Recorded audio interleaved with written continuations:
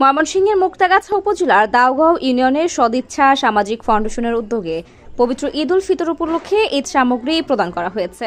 মঙ্গলবার ইউনিয়নের সুশুতি বাজার কেন্দ্রিক সংগঠনটির সহায়তায় স্থানীয় নিম্ন আয়ের পরিবারের মাঝে ঈদ সামগ্রী প্রদান করা হয়। এ উপলক্ষে সদিচ্ছা সামাজিক ফাউন্ডেশনটির সদস্যরা সুশুতি, কোকাডাঙ্গা ও দাউগাঁও নামাপাড়া সহ আশেপাশের অঞ্চলে ঈদ উপহারের প্যাকেট উপহারভোগীদের বাড়িতে গিয়ে পৌঁছে দিয়ে আসেন। এবছরের কার্যক্রমে প্রায় ১.৫ শতাধিক পরিবারের মাঝে ঈদ সামগ্রী প্রদান করে সদিচ্ছা সামাজিক ফাউন্ডেশন।